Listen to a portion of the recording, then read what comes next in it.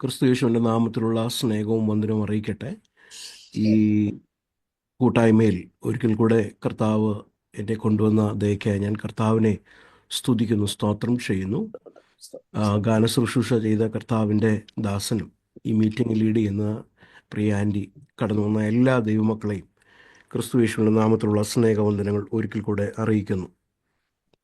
Call for spiritual discernment എന്നുള്ള ഒരു പാഠമായിരുന്നല്ലോ നമ്മൾ പഠിച്ചുകൊണ്ട് വന്നത്. അതിൻ്റെ അടുത്ത ഭാഗമാണ് ഇന്ന് സംസാരിക്കണമെന്ന് ഞാൻ ചിന്തിച്ചത്. എന്നാൽ കർത്താവിൻ്റെ ആത്മാവ് എന്നെ വേറൊരു ടോപ്പിക്കിലേക്ക്, വേറൊരു പാസേജിലേക്ക് കഴിഞ്ഞ ദിവസം കൊണ്ടുപോകാനും ഇന്ന് പകലിൽ ആ പാസേജിൽ കൂടെ സംസാരിക്കാനാണ് എൻ്റെ ഹൃദയത്തിലുള്ള പ്രേരണ.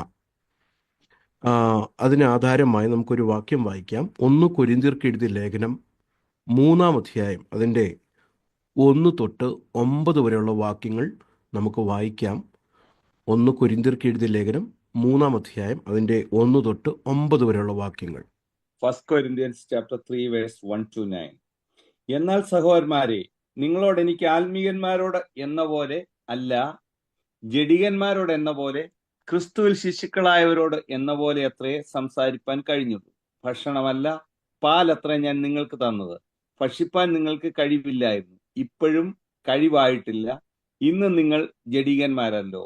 നിങ്ങളുടെ ഇടയിൽ ഈർഷ്യയും പിണക്കവും ഇരിക്കെ നിങ്ങൾ ജഡികന്മാരും ശേഷം മനുഷ്യരെ പോലെ നടക്കുന്നവരുമല്ലയോ?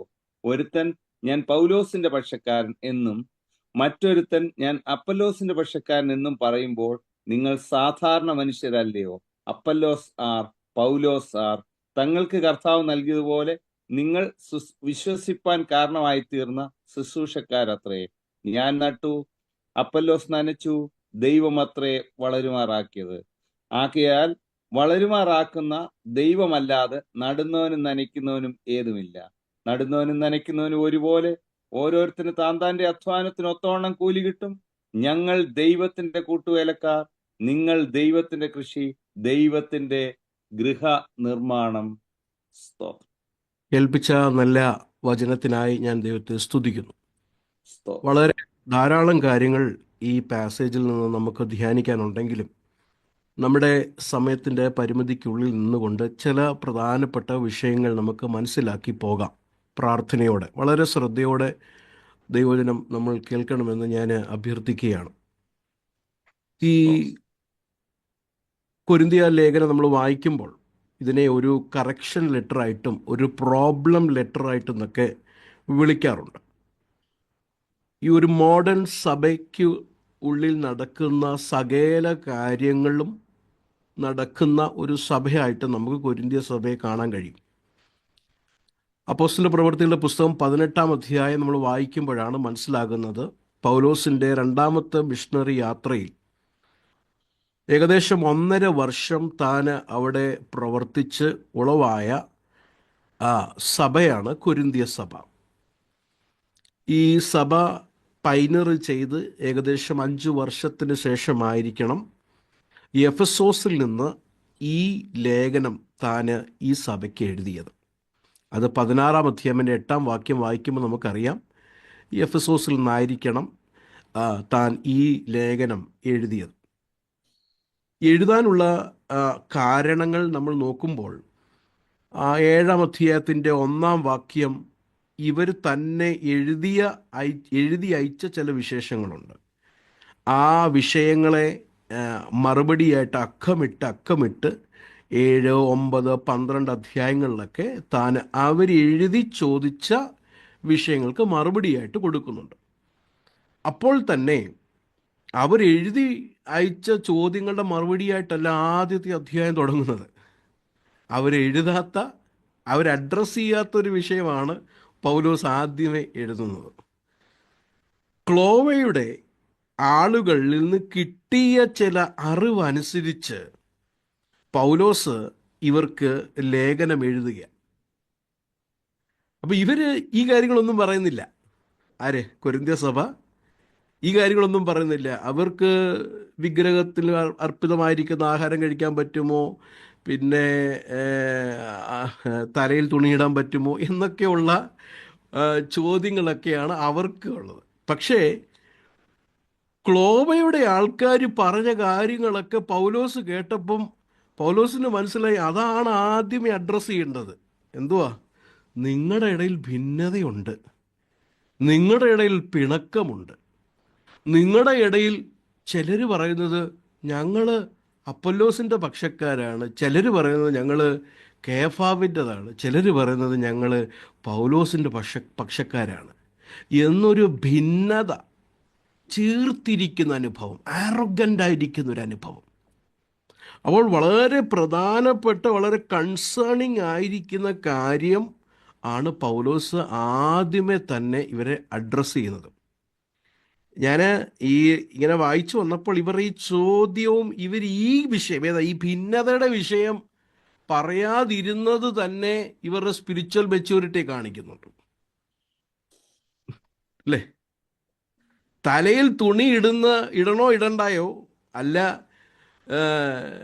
കൃപാവരങ്ങളിലുള്ള വിഷയങ്ങളാണോ പ്രധാനപ്പെട്ട വിഷയം, അത് ഇവരുടെ ഭിന്നതയാണോ ഏറ്റവും പ്രധാനപ്പെട്ട വിഷയം? അപ്പം ഇവരുടെ ഭിന്നതയേക്കാൾ കൂടുതൽ 5-ാം അധ്യായം, ഭിന്നത വലിയ വിഷയമാണ്. 5-ാം അധ്യായത്തിൻ്റെ 1-ാം വാക്യം, it is actually reported that there is immorality among you. ദുർനടപ്പുണ്ട് നിങ്ങളുടെ ഇടയിൽ. അതിനുശേഷം നമുക്കറിയാം 6-ാം അധ്യായത്തിലേക്ക് വരുമ്പോൾ ഇവർ സഹോദരന്മാരുള്ള വിഷയം കൊണ്ട് വെളിയിലത്തെ മജിസ്ട്രേറ്റിൽ കൊണ്ട് ലോസൂട്ട് ചെയ്യുക. അപ്പോൾ ഇതൊന്നും ഇവർക്ക് വലിയ വിഷയമല്ല. അപ്പം അതുകൊണ്ട് പൗലോസ് അപ്പോസ്തലൻ വളരെ പ്രധാനപ്പെട്ട ദൈവസഭയുടെ ഞാൻ നേരത്തെ പറഞ്ഞ കാര്യം ഏതാ? ഈ കൃപാവരങ്ങളോടുള്ള വിഷയവും അങ്ങനെയുള്ള വിഷയങ്ങളൊന്നും സഭ ഭിന്നിക്കത്തില്ല. പക്ഷെ ഈ വിഷയങ്ങൾ, ഭിന്നത, പിണക്കം, അസൂയ, factions and divisions and lawsuits and immorality, ഇതെല്ലാം ദൈവസഭയെ തകർക്കുന്ന കാര്യം. അതുകൊണ്ട് അപ്പോസ്തലൻ അത് പ്രാരംഭമായി തന്നെ അത് അഡ്രസ്സ് ചെയ്യുന്നതായിട്ട് നമുക്ക് കാണാൻ കഴിയും. ഇത് വളരെ ഡിഫിക്കൽട്ടാണ് ഇതിനെയൊക്കെ സമ്മറൈസ് ചെയ്യാൻ. അങ്ങനെ ചിന്തിക്കുന്നുണ്ട്. ഏകദേശം 11 വിഷയങ്ങളെയാണ് Paulose, more than 11 or equal to 11 പ്രോബ്ലംസിനെയാണ് പൗലോസ് ഇവിടെ അഡ്രസ്സ് ചെയ്യുന്നത്. ഇവിടെ തന്നെ പൗലോസിൻ്റെ ഒരു പാസ്റ്റോറൽ കൺസേണും ഒരു ഇടയൻ്റെ ഹൃദയവും നമുക്കിവിടെ കാണാൻ കഴിയും. കൊരിന്ത് പട്ടണത്തെക്കുറിച്ചൊന്ന് നമുക്ക് ഒന്ന് മനസ്സിലാക്കി പോകാം. അത് ചിലപ്പോൾ നിങ്ങൾക്ക് അറിയാവുന്ന കാര്യമായിരിക്കും.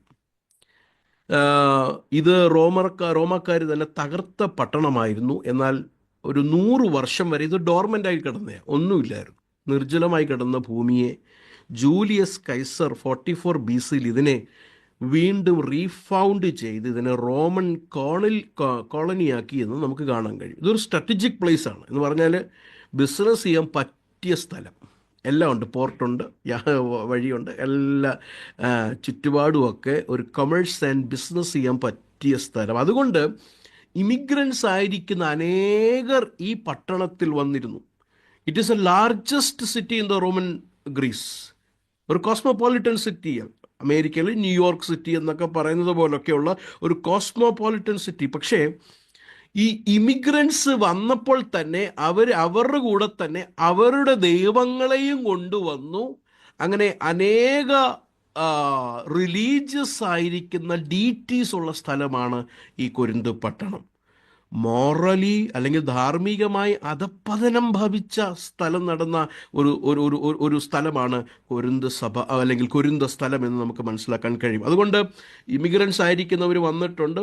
പോപ്പുലേഷനിൽ വിവിധമായിരിക്കുന്ന നിലയിലുള്ള ആൾക്കാരുണ്ട്, അടിമകളുണ്ട്, ഫ്രീ ആയിരിക്കുന്ന ആൾക്കാരുണ്ട്, യഹൂദനുണ്ട്, ജാതികളുണ്ട്. അവിടെ ആ പശ്ചാത്തലത്തിൽ നിന്നൊക്കെ കർത്താവ് തൻ്റെ ദാസനെ പൗലോസിനെ വളരെ ശക്തമായി ഉപയോഗിക്കുകയും സുവിശേഷത്താൽ മാറ്റം ആ പട്ടണത്തിൽ വന്ന് അവിടെ ഒരു ദൈവസഭ ഉളവാകുകയും ചെയ്തു. എന്നാൽ ഞാൻ നേരത്തെ പറഞ്ഞതുപോലെ ഏകദേശം 5 വർഷത്തിന് ശേഷം ഈ സഭയിൽ പലവിധമായിരിക്കുന്ന വിഷയങ്ങൾ വരുവാനിടയായി തീർന്നു. ഈ കൊരിന്തിയ ലേഖനം നമ്മൾ ഇങ്ങനെ വായിച്ചു വരുമ്പോൾ നമ്മൾ ശ്രദ്ധിക്കുന്ന ഒരു കാര്യം, ഈ സഭയിലുള്ളവർക്ക് പൗലോസുമായിട്ട് വിഷയങ്ങളുണ്ടായിരുന്നു. ഇപ്പൊ പൗലോസിന് പല സഭകളിലുള്ളവർക്കായിട്ട് വിഷയങ്ങൾ നമുക്ക് കാണാൻ കഴിയും. ഗലാത്യ സഭയിൽ അത് ആ സഭക്കാരോടുള്ള വിഷയം, ആ സഭയിൽ വെളിയിൽ നിന്ന് വന്നവരാണ് വിഷയങ്ങൾ ഉണ്ടാക്കിയത്.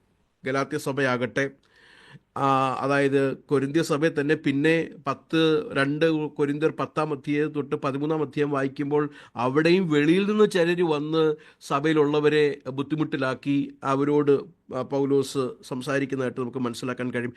തെസ്സലോനിക്ക സഭയിലും പീഡനമുണ്ടായിരുന്നു, പക്ഷേ ഇതെല്ലാം വെളിയിൽ നിന്നുള്ളതായിരുന്നു. എന്നാൽ കൊരിന്ത് സഭയുടെ ഒരു വിഷയം എന്ന് പറഞ്ഞാൽ, ഇതിൻ്റെ അകത്തിരിക്കുന്ന വിശ്വാസികൾ പോലും ഈ ദൈവദാസന്റെ എതിരെ നിൽക്കുന്നതായിട്ട് ഈ എതിർപ്പുകൾ അകത്തുനിന്ന് തന്നെ ഉണ്ടായിരുന്നു. പലർക്കും പൗലോസിനെ അത്രയ്ക്കും അങ്ങോട്ട് അക്സെപ്റ്റ് ചെയ്യാൻ പാടായിരുന്നു.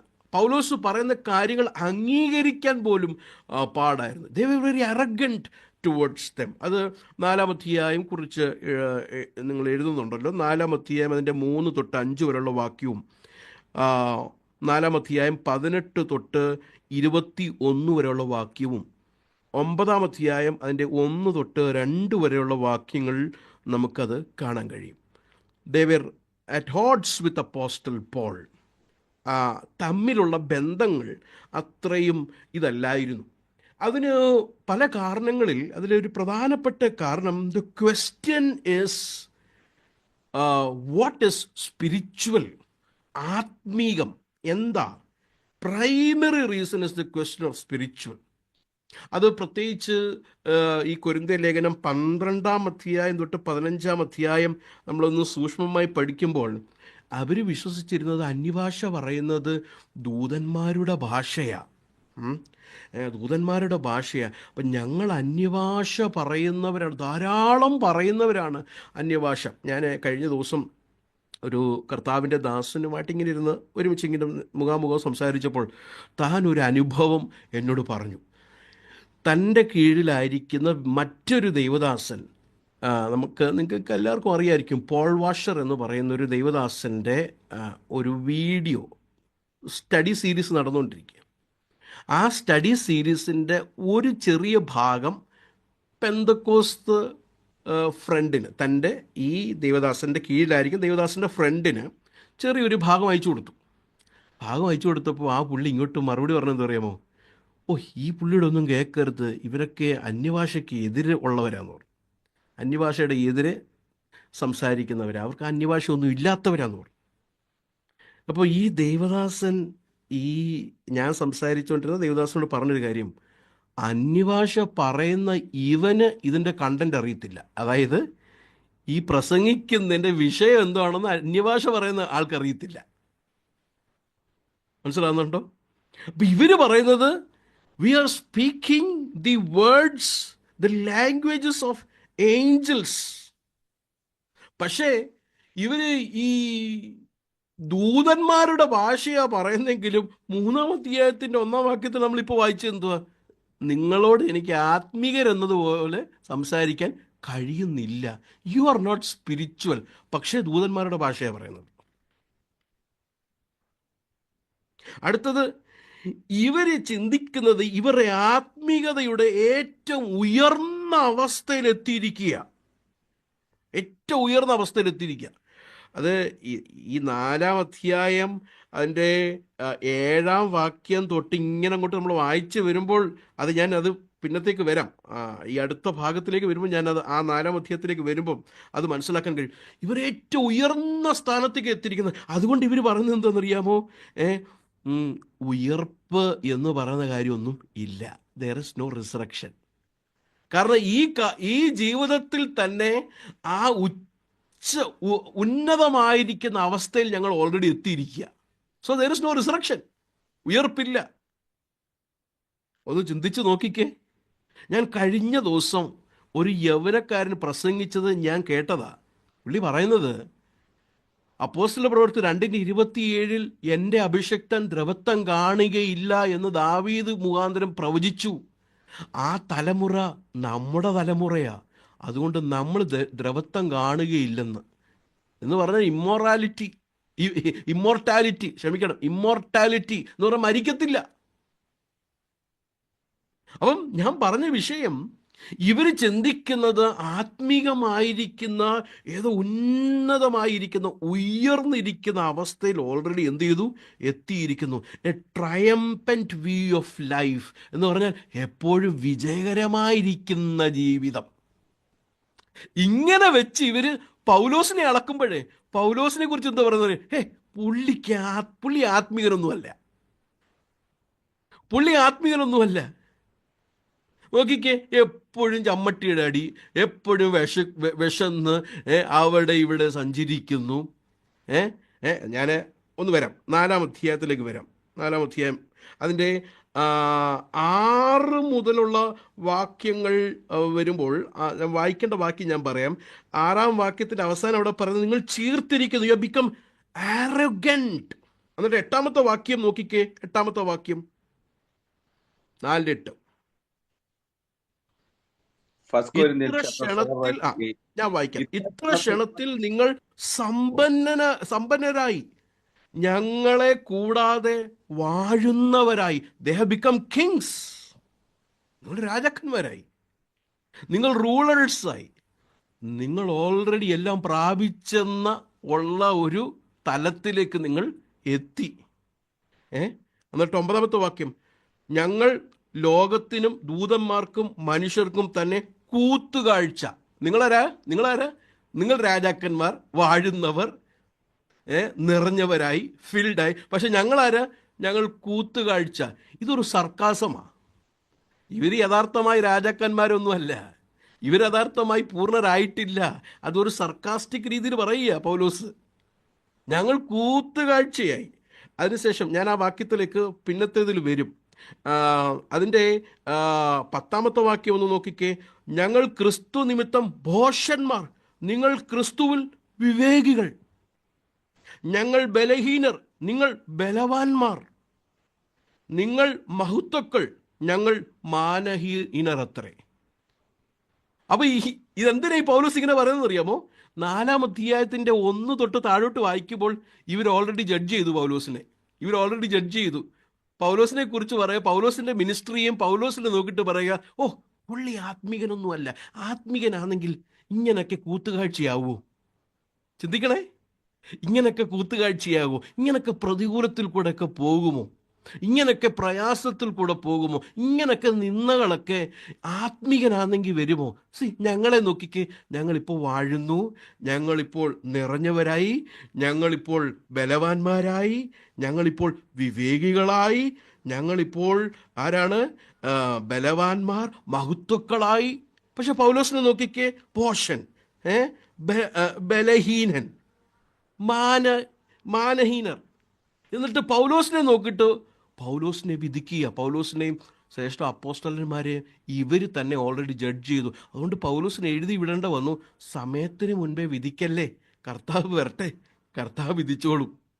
സമയത്തിന് മുമ്പേ നിങ്ങൾ എന്ത് ചെയ്യരുത്, ഞങ്ങളെ വിധിക്കരുത്. നിങ്ങൾക്ക് കാര്യം മനസ്സിലാവുന്നുണ്ടോ പ്രിയരെ? അപ്പോൾ ഇവർ ഓൾറെഡി ഒരു ട്രയംപന്റ് ക്രിസ്ത്യൻ ലൈഫിലേക്ക് ഓൾറെഡി എത്തിയെന്നൊരു തോന്നൽ. അപ്പൊ ഇവരെ തന്നെ വിവേചിക്കുന്നത് കണ്ടോ, എന്തോ തെറ്റായിട്ടാ. They are discerning so poorly about themselves. They have become arrogant. തമ്മിലുള്ള വിഷയത്തിൽ ചീർത്തിരിക്കുക, ഗൗരവന്മാരായിരിക്കുക. അപ്പോൾ തന്നെ പൗലോസിന്റെ വിഷയത്തിലും അവർ ചീർത്തിരിക്കുക. ഞാനൊരു കാര്യം ചോദിക്കട്ടെ, ഇത്ര കാഴ്ചയുള്ള അല്ലെങ്കിൽ ഇത്ര കാഴ്ചപ്പാടുള്ള വ്യൂ ഉള്ള ഒരു ക്രിസ്ത്യാനിയുടെ ജീവിതത്തിൽ ക്രൂശിന്റെ ജീവിതവുമായിട്ട് എന്തെങ്കിലും ബന്ധം കാണത്തില്ല. There is no place, there is no room for the life of the cross in such a view. അതുകൊണ്ടാ പൗലോസിന്റെ ലൈഫും പൗലോസിന്റെ ഉപദേശവും പൗലോസിന്റെ ജീവിതം ഇവരെല്ലാം അങ്ങ് ചീർത്തിരുന്നിട്ട് ആരോഗന്റ് ആയിട്ട് റിജക്റ്റ് ചെയ്യുക. ഞങ്ങളെ നോക്ക്, വി ആർ ട്രയംപന്റ് ക്രിസ്ത്യൻസ്. നിങ്ങൾ അങ്ങനല്ല, you are not like that.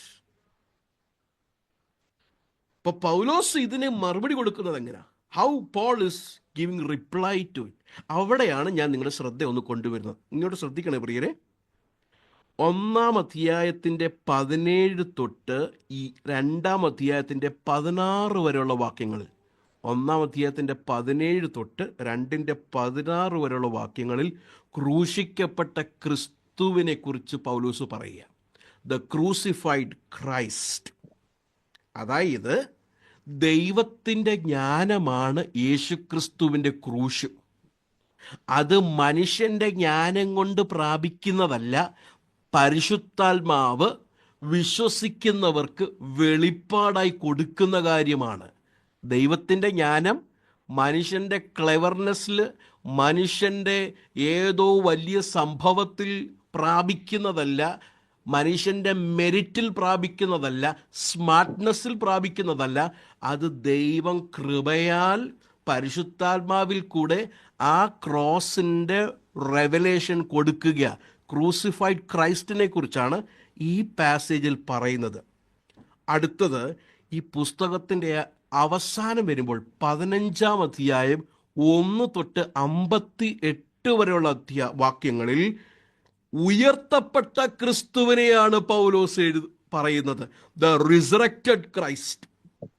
ഇങ്ങോട്ട് ശ്രദ്ധിക്കുക പ്രിയരെ. ഈ പുസ്തകം തുടങ്ങുന്നത് ക്രൂശിക്കപ്പെട്ട ക്രിസ്തു, അവസാനിക്കുന്നത് ഉയർത്തപ്പെട്ട ദ റിസറക്റ്റഡ് ക്രൈസ്റ്റ്. ഇങ്ങനെ 2 പ്രധാനപ്പെട്ട ദൈവശാസ്ത്രത്തിൻ്റെ കാര്യം എഴുതിയാണ് ഈ പുസ്തകം തുടങ്ങുകയും അവസാനിക്കുകയും ചെയ്യുന്നത്.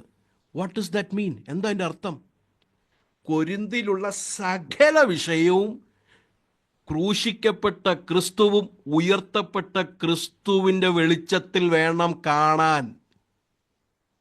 പൗലോസിനെയും അപ്പൊല്ലോസിനെയും അവിടുള്ള വിഷയങ്ങളെല്ലാം ക്രൂശിക്കപ്പെട്ട ക്രിസ്തുവും ഉയർത്തപ്പെട്ട ക്രിസ്തുവും, അതാണ് സുവിശേഷത്തിൽ കൂടെ ഇവർ പ്രസംഗിച്ചത്, അതാണ് ഇവർ കൈക്കൊണ്ട് വിശ്വസിച്ചത്.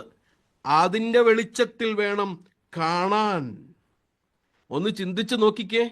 ഇവരുടെ ജീവിതത്തിൽ ക്രൂശ് എന്നുള്ള വിഷയം അവർ പൂർണ്ണമായി എടുത്തു കളഞ്ഞു.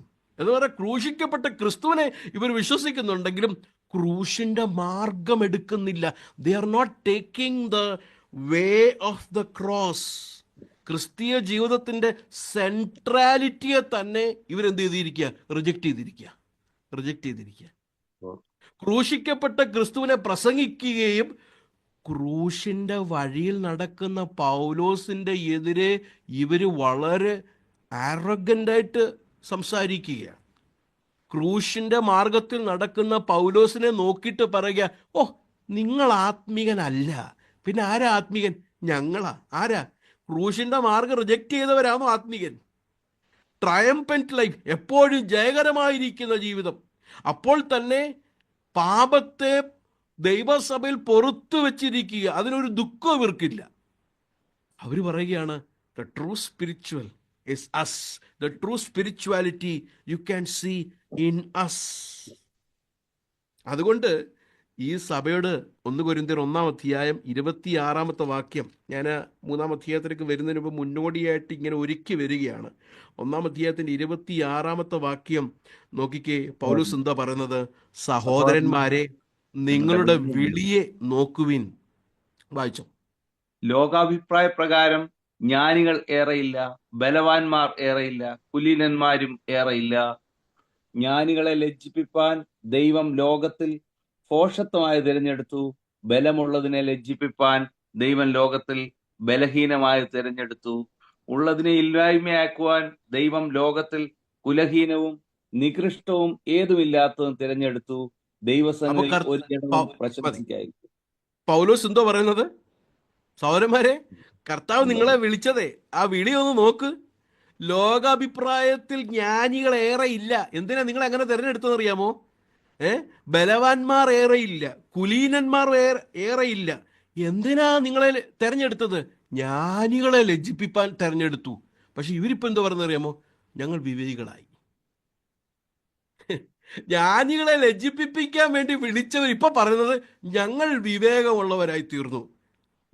ബലവാന്മാരെ ലജ്ജിപ്പിക്കാൻ വേണ്ടി ബലഹീനരെ കർത്താവ് തെരഞ്ഞെടുത്തപ്പോൾ ഇവരിപ്പോ എന്താ പറയുന്നത് അറിയാമോ? ഞങ്ങൾ ബലവാന്മാരായി, ഞങ്ങൾ രാജാക്കന്മാരായി, ഞങ്ങൾ വാഴുന്നവരായി. ഞാൻ ചോദിക്കട്ടെ, കൊരിന്ത് പട്ടണത്തിലെ ഇവർ എങ്ങനെ സുവിശേഷം പ്രസംഗിക്കാനാ? കൊരിന്തിനോട് ഇവരെങ്ങനെ പ്രസംഗിക്കും? കാരണം സുവിശേഷത്തിന്റെ കാതലായിരിക്കുന്ന വിഷയവും ഇവരുടെ വിളിയിൽ നിന്ന് തന്നെ ഇവർ മാറിപ്പോയി. ഇവരെ കർത്താവ് വിളിച്ചത് ബലവാന്മാരെ ലജ്ജിപ്പിപ്പാനാ. ജ്ഞാനികളെ, ലോകാഭിപ്രായത്തിൽ ജ്ഞാനികളായിരിക്കുന്നവരെ ലജ്ജിപ്പിപ്പാൻ വേണ്ടിയാണ് ഈ വിവേകമില്ലാത്തവരെ വിളിച്ചത്. ഇപ്പൊ കർത്താവിലേക്ക് വന്നപ്പോൾ അവരെക്കാട്ടി ഭയങ്കര ജ്ഞാനികളായി. എങ്ങനെ ലജ്ജിപ്പിക്കും? എങ്ങനെ സുവിശേഷം അറിയിക്കും? അപ്പോൾ ഇതിന്റെ വിഷയം മനസ്സിലാക്കണം. ദ ഗോസ്പൽ, അത് ഇവര് വിറ്റ്നസിങ് തന്നെ കൊരിന്തിൽ പട്ടണത്തിൽ ചെയ്യാൻ പറ്റാത്ത രീതിയിലേക്ക് ഇവർ തകർന്നു പോകുന്ന ഒരു അവസ്ഥയാണ് നമുക്കിവിടെ കാണുന്നത്. The gospel witnessing is itself at stake. ഇതില്ലേ നമുക്ക് ഇന്ന് സംഭവിച്ചു, നമ്മുടെ സമൂഹത്തിന് സംഭവിച്ചു പോയത്? അതില്ലേ നമ്മുടെ സമൂഹത്തിന് സംഭവിച്ചു പോയത് എന്തുവാ? ലോകത്തിലുള്ളവരെക്കാൾ നമ്മളങ്ങ് ജ്ഞാനികളായി. അപ്പൊ ക്രിസ്തുവിന്റെ ജ്ഞാനം, ദൈവത്തിന്റെ ജ്ഞാനം നമുക്ക് പ്രസംഗിക്കാൻ ഇപ്പൊ പറ്റുന്നില്ല. കാരണം ലോകക്കാർ ചിന്തിക്കുന്നത് പോലുള്ള ജ്ഞാനമാണ് ഇപ്പോഴും നമ്മൾ ചിന്തിക്കുന്നത്. ലോകത്തിലുള്ള ജ്ഞാനത്തെ ലജ്ജിപ്പിക്കാൻ വേണ്ടിയാണ് നമ്മളെ കർത്താവ് വിളിച്ചിരിക്കുന്നത്. ഇപ്പൊ നമ്മൾ വിവേകികളായി. ലോകത്തിലുള്ള ബലവാന്മാരെ ലജ്ജിപ്പിക്കാൻ വേണ്ടിയാണ് ബലഹീനനായ എന്നെ കർത്താവ് തെരഞ്ഞെടുത്തത്. എന്താ ബലഹീനനും പിന്നെ ജ്ഞാനമില്ലാത്തവരെയൊക്കെ എന്തിനാ തെരഞ്ഞെടുത്തെന്നറിയാമോ? കാരണം ഈ ഗ്ലാസ്സിൽ കൂടെ മറ്റേ സൈഡ് കാണുന്നത് പോലെ ബലഹീനനായിരിക്കുന്ന ഞാൻ എഴുന്നേറ്റ് പ്രസംഗിക്കുമ്പോഴേ നിങ്ങൾ എന്നെയല്ല കാണുന്നത്, എന്നിൽ കൂടെ പ്രവർത്തിക്കുന്ന കർത്താവിനെയാണ് നിങ്ങൾ കാണുന്നത്. ജ്ഞാനമില്ലാത്ത, വിവേകമില്ലാത്ത നമ്മളെ കർത്താവ് വിളിച്ചത് എന്തിനാണെന്നറിയാമോ? ലോകപ്രകാരം ജ്ഞാനമുണ്ട് എന്ന് പറയുന്നവരെ ലജ്ജിപ്പിക്കാനാ. അപ്പോൾ ലോകപ്രകാരം ജ്ഞാനമുള്ളവർ എൻ്റെ പ്രസംഗം കേൾക്കുമ്പോൾ, അല്ല നമ്മുടെ പ്രസംഗം കേൾക്കുമ്പോൾ, നമ്മുടെ വിറ്റ്നസിങ് കാണുമ്പോൾ അവർ നമ്മുടെ ജ്ഞാനത്തെയല്ല കാണുന്നത്, നമ്മളിൽ കൂടെ ദൈവത്തിൻ്റെ ജ്ഞാനം വെളിപ്പെടുത്തുന്ന കർത്താവിനെ അവർ കാണുന്നത്. ഇപ്പോഴെന്താ സംഭവിച്ചത്? ഇപ്പൊ കർത്താവിനെ ആർക്കും കാണുന്നില്ല, ആൾക്കാരെ എല്ലാവർക്കും കാണുന്നത് ഇയാൾ ഭയങ്കര സംഭവമാണല്ലോ, ഈ പാസ്റ്റർ ഭയങ്കര സംഭവമാണല്ലോ എന്ന് പറഞ്ഞ് നമ്മുടെ ജ്ഞാനവും നമ്മുടെ ആൾബലവും നമ്മുടെ എല്ലാം ഇപ്പൊ പ്രൊജക്റ്റ് ചെയ്യുക. Where is Christ? അതുകൊണ്ട് ശ്രദ്ധിച്ചോ പ്രിയരെ, ബലഹീനരായിരിക്കുന്നവരാണ് അല്പം കൂടെ കൂടുതൽ ഇമ്പാക്റ്റ് ആകുന്നത്. അല്ലാതെ എന്നെ കൊണ്ട് വലതും പറ്റും, എനിക്കിതൊക്കെ അറിയാം എന്നൊക്കെ പറഞ്ഞാൽ ശരിയാ, കാര്യങ്ങളൊക്കെ പ്രസംഗിക്കുകയും പ്രവർത്തിക്കുകയൊക്കെ ചെയ്യുമെങ്കിലും we will not be witnessing Christ. ക്രിസ്തുവിനെ അല്ലായിരിക്കും നാം വിറ്റ്നസ് ചെയ്യുന്നത്. ഇതാ ഇവിടെ സംഭവിക്കുന്നത്. ഇത് അപ്പോസ്തലൻ കണ്ടിട്ട് പറയുകയാണേ, പ്രിയരെ ഞാൻ അവിടെ എപ്പോഴും നിങ്ങളുടെ കൂടെ ഇല്ല. കൊരിന്ത് പട്ടണത്തിൽ ക്രിസ്തുവിനെ വിറ്റ്നസ് ആകേണ്ടവരാ നിങ്ങൾ. കർത്താവ് നിങ്ങളെ വിളിച്ചത് ഇതിനു വേണ്ടിയാ, ജ്ഞാനികളെ ലജ്ജിപ്പിക്കാനാ, ബലവാന്മാരെ ലജ്ജിപ്പിക്കാൻ വേണ്ടിയാണ് നിങ്ങൾ വിളിച്ചിരിക്കുന്നത്. പക്ഷെ ഇപ്പോൾ നിങ്ങൾ പറയുന്നത് ഞങ്ങൾ വിവേകികളായി, ഞങ്ങൾ രാജാക്കന്മാരായി, ഞങ്ങൾ ബലവാന്മാരായി, ഞങ്ങൾ മഹത്വക്കളായി. അങ്ങനെ ആയവരെങ്ങനെ ഇനി വിറ്റ്നസ് ചെയ്യാൻ പറ്റുന്നത്? നമ്മുടെ സമൂഹത്തിന് വന്നുപോയ പാളിച്ചയാ പ്രിയരെ. അതുകൊണ്ട് ഈ വചനം കേൾക്കുന്ന, അല്ലെങ്കിൽ ഓൺലൈനിൽ കൂടെ ആരെങ്കിലും കേൾക്കുന്നുണ്ടെങ്കിൽ, നമുക്ക് കർത്താവിൻ്റെ സാക്ഷ്യം വഹിക്കാതെ വേണം നമ്മുടെ സെൽഫ് സെൻറ്റേഡ് ആയിരിക്കുന്ന ഏതെങ്കിലും കാര്യങ്ങൾ നമ്മുടെ ജീവിതത്തിലുണ്ടെങ്കിൽ യഥാർത്ഥമായി മാനസാന്തരപ്പെട്ട് മടങ്ങി കർത്താവിൻ്റെ അടുക്കൽ വന്നിട്ട് നമ്മൾക്ക് പറയണം, Lord, people should not see us, എൻ്റെ ജ്ഞാനമോ എൻ്റെ വാക്ചാതുര്യമോ അല്ലെങ്കിൽ എൻ്റെ കഴിവുകളോ അല്ല ജനം കാണേണ്ടത്. People should see only you. അങ്ങേ മാത്രമേ ജനം കാണാൻ. That is the true witnessing, my dear brothers and sisters. അപ്പൊ നമുക്ക് ഈ എക്സ്പോസിഷനിലേക്കൊന്ന് വരാം. 3-ാം അധ്യായത്തിന്റെ 1 തൊട്ട് 4 വരെയുള്ള വാക്യങ്ങളിൽ, 3-ന്റെ 1 തൊട്ട് 4 വരെയുള്ള വാക്യങ്ങളിൽ അവരുടെ ആത്മീക അവസ്ഥയെ കാണിക്കുക, their spiritual condition. സ്തോത്രം. 5 തൊട്ട് 9 വരെയുള്ള വാക്യങ്ങളിൽ ഭക്ഷണം അല്ലെങ്കിൽ കട്ടിയായുള്ള ആഹാരം പൗലോസ് അവർക്ക് വിളമ്പി കൊടുക്കുകയാണ്. അവർക്ക് ഇപ്പോഴും കെൽപ്പില്ല, പക്ഷേ എന്തായാലും താൻ നിർബന്ധിതമാകുകയാണ്. Is force to give the solid food.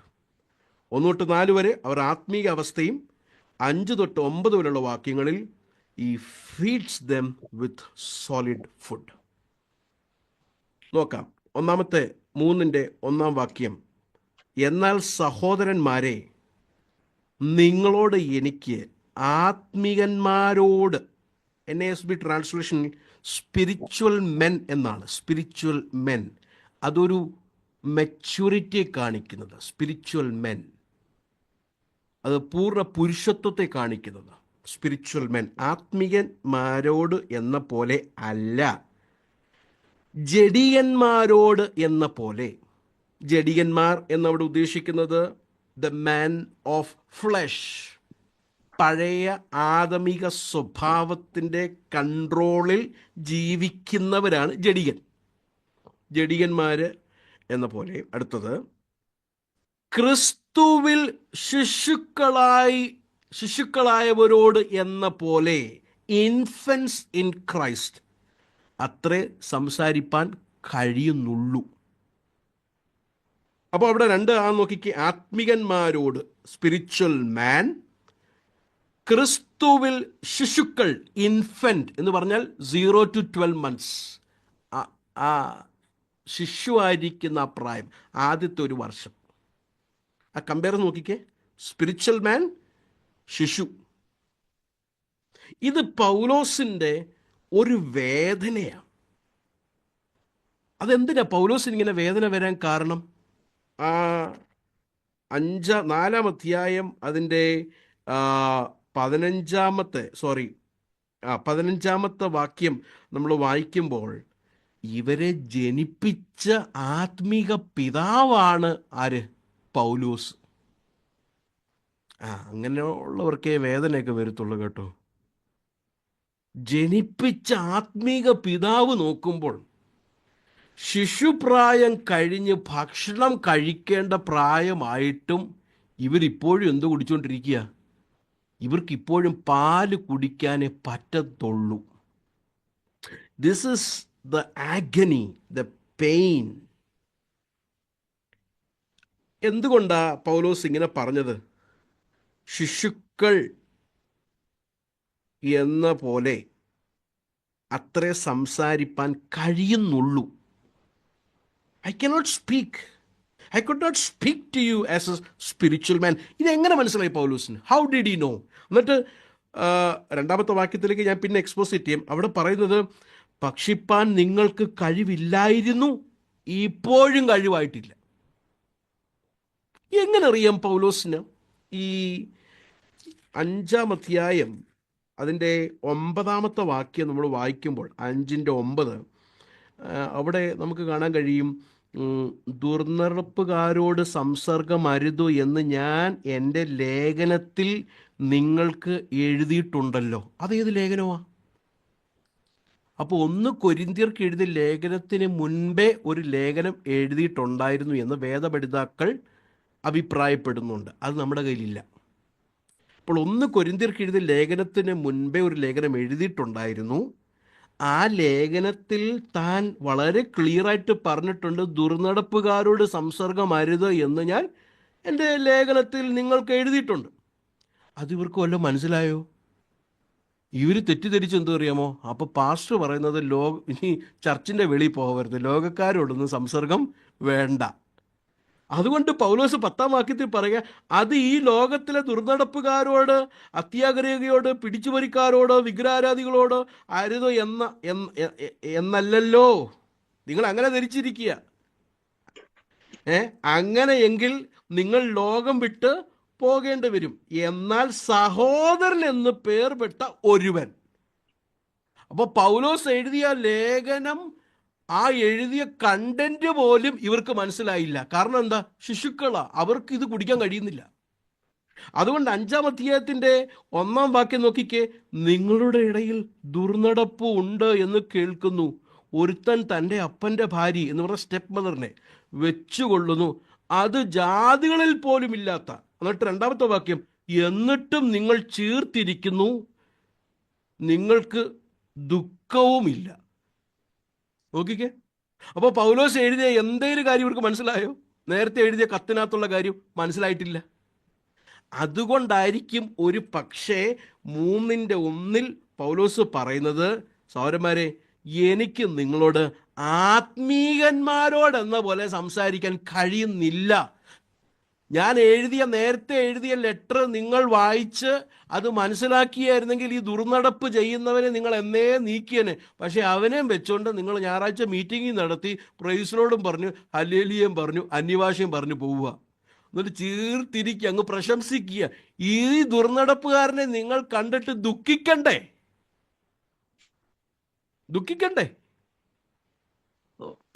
നാട്ടിൽ നടന്ന ഒരു മഹായോഗത്തിൽ ഞാൻ നേരിട്ട് ഓൺലൈനിൽ കേട്ടതാ.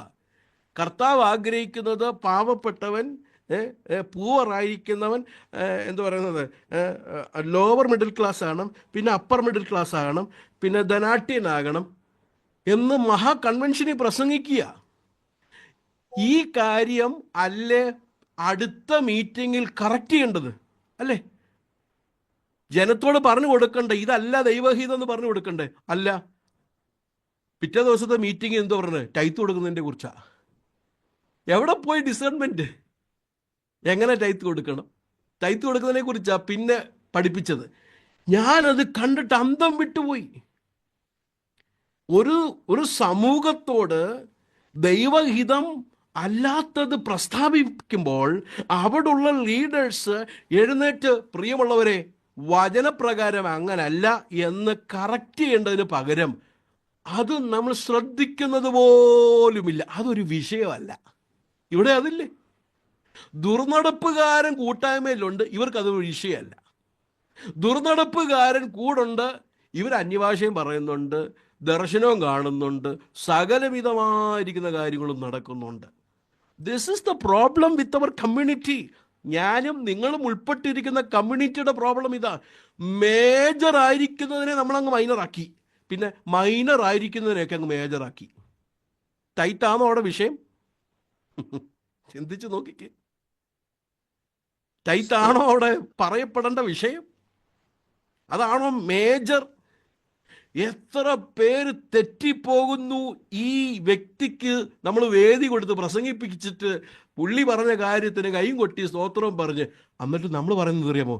ആത്മാവ് ഇറങ്ങി, ഇവിടെ ഇപ്പോൾ ഉണർവുണ്ടെന്ന്. പ്രിയരെ, കൊരിന്ത് സഭയ്ക്ക് സംഭവിച്ചത് എന്താ? അല്ല, ഞാൻ ചോദിക്കട്ടെ, ഇവരോട് വല്ലതും പറയാൻ പറ്റുമോ നമുക്ക്, നിങ്ങൾ ശിശുക്കളാണെന്ന്? അല്ല, പറഞ്ഞു കഴിഞ്ഞ് ഇവർ സമ്മതിക്കൂ? ഇല്ല. തികഞ്ഞെന്ന് ചിന്തിക്കുന്നവരോട് ശിശുക്കളാന്ന് പറഞ്ഞാൽ അവർ സമ്മതിക്കൂ? നെവർ. നിറഞ്ഞുപോയി, കിട്ടിപ്പോയി, ഞങ്ങൾ വാഴുന്നവരായി തീർന്നു, ഞങ്ങൾ മഹത്വക്കൾ എന്ന് പറയുന്നവർ, ഞങ്ങൾ ദൂതന്മാരുടെ ഭാഷയാണ് സംസാരിക്കുന്നത് എന്ന് പറയുന്നവർ അവരോട് നിങ്ങളിപ്പോൾ ശിശുക്കളാന്ന് പറഞ്ഞു കഴിഞ്ഞാൽ വിൽ ദേ അക്സെപ്റ്റ് ഇറ്റ്? പൗലോസ് പറയുകയാണ്, എനിക്ക് നിങ്ങളോട് ആത്മീയന്മാരോടെന്ന പോലെ അല്ല, ക്രിസ്തുവിൽ ശിശുക്കളായിരിക്കുന്നവരോട് എന്ന പോലെ.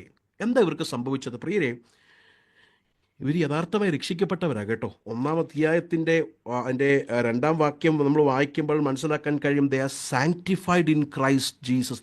യേശു ക്രിസ്തുവിൽ വിശുദ്ധീകരണം പ്രാപിച്ചവരാണ്, വിശുദ്ധന്മാരാണ് ഇവർ.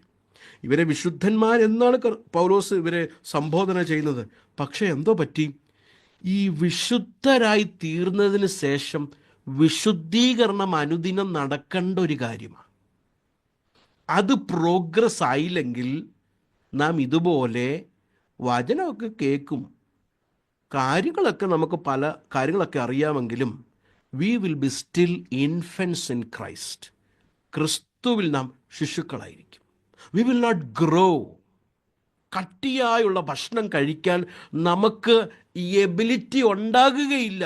യെസ്, കർത്താവ് നമ്മളെ സെപ്പറേറ്റ് ചെയ്തെന്നുള്ള വിഷയം, but we need to grow in our sanctification. We need to progress in our sanctification. ഇവിടെ വലിയ പരാജയമാണ് ഇവർക്ക് സംഭവിച്ചത്. They are not growing in their spiritual life. They are not growing in sanctification. വിശുദ്ധീകരണത്തിലൊരു progress ഇല്ല. എങ്ങനെയാ progress ഉണ്ടാകുന്നത്? ഞാൻ ചോദിക്കട്ടെ, ഈ കൃപാവരങ്ങൾ ഉള്ളതാണോ സ്പിരിച്വൽ മെച്യൂരിറ്റിയുടെ ലക്ഷണം? ഒരിക്കലുമല്ല. ഇവർക്കുള്ള പോലെ കൃപാവരങ്ങൾ ഏത് സഭയ്ക്കുണ്ട്? എന്നെപ്പോലുള്ള ഒരു പ്രാസംഗികൻ ഈ സഭയിൽ പോയി എഴുന്നേറ്റ് പ്രസംഗിക്കാൻ ഇച്ചിരി പേടി ഉണ്ടാവും. കാരണം ഇരിക്കുന്ന എല്ലാം ആരാ? ഒന്നിനൊന്ന് മെച്ചമുള്ള ഉള്ളികൾ. ഇവരുടെ ഇടയ്ക്ക് പ്രസംഗിക്കുന്നത് എങ്ങനെ? കൃപാവരങ്ങൾ ഉള്ളതല്ല സ്പിരിച്വൽ മെച്യൂരിറ്റിയുടെ ലക്ഷണം. സ്പിരിച്വൽ മെച്യൂരിറ്റി ഉള്ള ആൾക്ക് കൃപാവരമുണ്ട്, പക്ഷെ കൃപാവരം ഉള്ളത് കൊണ്ട് സ്പിരിച്വൽ മെച്യൂരിറ്റി ആണോ നിർബന്ധമൊന്നുമില്ല. ചിലർ ചിന്തിക്കുന്നത് 50 വർഷം ക്രിസ്തീയ ജീവിതത്തിലുള്ളത് കൊണ്ട് ഓട്ടോമാറ്റിക്കായിട്ട് സ്പിരിച്വൽ മെച്യൂരിറ്റി വരും. ഇല്ല. 100 വയസ്സുള്ള പ്രായമുള്ള ശരീരം കൊണ്ട്, ജീവിതം കൊണ്ട് 100 വയസ്സുണ്ടെങ്കിലും ആത്മീകമായി 2 മാസമുള്ള ശിശുക്കൾ ഉണ്ട് നമ്മുടെ സമൂഹത്തിൽ. പ്രായമുണ്ടെങ്കിലും ശിശുവാ. ഭക്ഷണം കഴിക്കാൻ കഴിയുന്നില്ല. Not able to do that. എന്തുകൊണ്ടാ?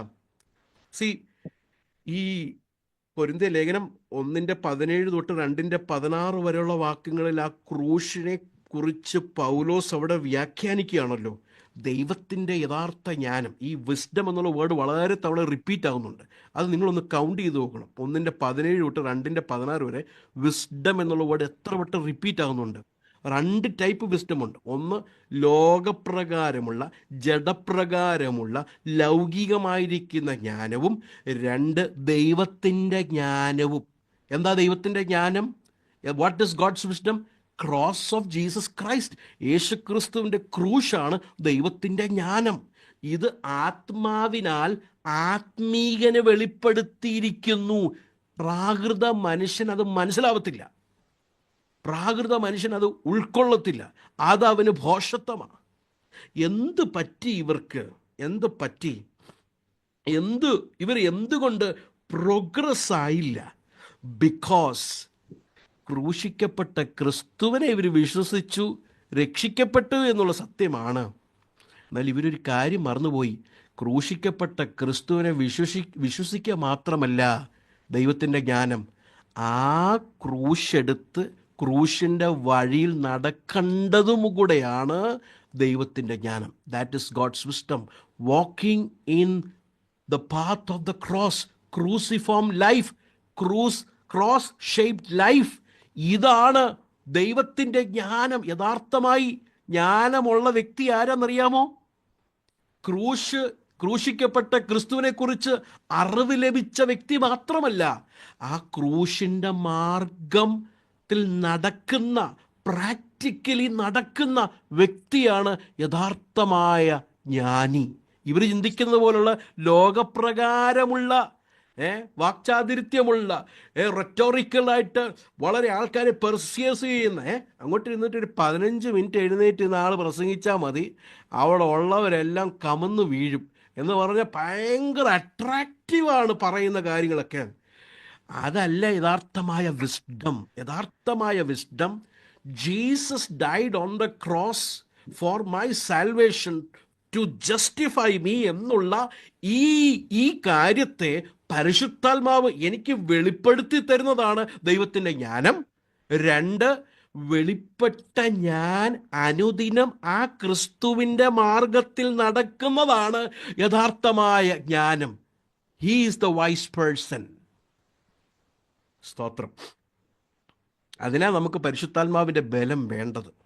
പരിശുദ്ധാത്മാവ് വെളിപ്പെടുത്തുന്ന ദൈവം മാത്രമല്ല ദൈവത്തിൻ്റെ ജ്ഞാനം, ആ ജ്ഞാനത്തിനനുസരിച്ച് നടക്കുവാനും പരിശുദ്ധാത്മാവ് നമുക്ക് ബലം നൽകും. He gives the power to walk in that wisdom. അപ്പോൾ ഇത് പ്രാക്ടിക്കൽ തിയോളജിയാണ് പ്രിയരെ. അല്ലാതെ എന്തെങ്കിലും അബ്സ്ട്രാക്റ്റ് ആയിട്ട് എന്തെങ്കിലും പ്രസംഗിച്ച് പറഞ്ഞു പോവുകയില്ല. ഇത് അനുദിന ക്രിസ്തീയ ജീവിതത്തിൽ നാം ക്രൂശിക്കപ്പെട്ട ക്രിസ്തുവിൻ്റെ മാർഗത്തിലേക്ക് നടക്കണം എന്നുള്ളത് it is a practical thing. അതിന് പരിശുദ്ധാത്മാവ് നമുക്ക് ബലം നൽകും. Holy Spirit will give us strength. അടുത്ത 2-ാമത്തെ വാക്യത്തിലേക്ക് വരാം. നോക്കിക്കേ, ഭക്ഷണമല്ല, പാലത്രേ ഞാൻ നിങ്ങൾക്ക് തന്നത്. This shows A feeding mother. ഒരു മാതാവിൻ്റെ, ഒരമ്മയുടെ ചിത്രമാണ് ഇവിടെ നമുക്ക് കാണാൻ കഴിയുന്നത്. ഒരു പാസ്റ്ററിൻ്റെ കെയർ നോക്കിക്കേ.